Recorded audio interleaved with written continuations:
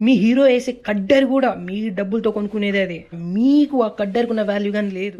I బొమ్మ రవిని encounter చేయాలంటూ మన నిర్మాత సి కళ్యాణ్ ఒక హాట్ కామెంట్ వదిలాడనమాట. కానీ ఈ దరిద్రునికి చెప్పాల్సింది ఏంటంటే, సమాజంలో దీనికన్నా చాలా ఘోరంగా మానభంగాలు, రేపులు, అటెంప్ట్ మర్డర్లు అన్నీ జరుగుతున్నాయి.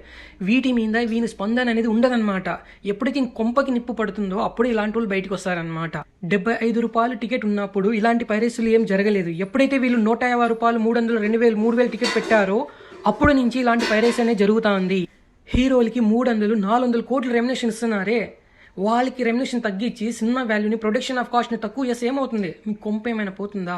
ఏసీ క్యారీ వ్యాన్లో వచ్చి షూటింగ్ చేసుకుని నీడలో ఉంటూ ఫ్యాన్ కింద ఉంటూ పోయేవానికి 100 కోట్లు, 200, 300 కోట్ల రెమ్యునేషన్.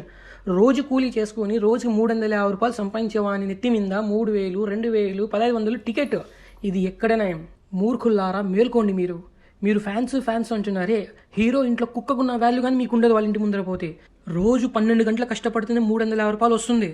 మీరు 2.5 గంటకే మీరు 2500, 3000, 4000 టికెట్ పెడుతున్నారే, కొంచెం ఆలోచించండి. హీరో మాట్లాడే మాటల ట్రాప్లో మీరు పడుతున్నారు. మీరు మర్చిపోతున్నారు, తెర వెనకల కాదు స్టేజ్ మీద కానీ అతను యాక్టింగ్ చేస్తాడు కేవలం మిమ్మల్ని ఆకర్షించుకోవడానికి కోసమే. దయచేసి సినిమాలు చూడడం ఆపేయండి. సినిమా చూడకపోతే నష్టమేం రాదు. అయితే వారంలోనే మనకు ఓటీటీలోనే ఏ దాంట్లో వచ్చేస్తుంది. మనకు అంత ఖర్చు పెట్టడం అవసరమా వీళ్ళ మీద? నాగార్జున వీర అభిమాని కొడుకుకి క్యాన్సర్ వస్తే వాళ్ళ ఇంటి ముందర పోతే వాళ్ళు లోపలగా రానిలే వన్ సెక్యూరిటీ గార్డ్. నువ్వు ఎక్కడి నుంచి వస్తేమి, లండన్ నుంచి వస్తేమి, నాకేం నేను పంపిన లోపల అని చెప్పినాడు. ఇది మన వాల్యూ అనమాట. అందరు ఫ్యాన్స్కి నేను ఒకటి చెప్తున్నా, మీ హీరో వేసే కడ్డర్ కూడా మీ డబ్బులతో కొనుక్కునేదే అది. మీకు ఆ కడ్డర్కున్న వాల్యూ కానీ లేదు.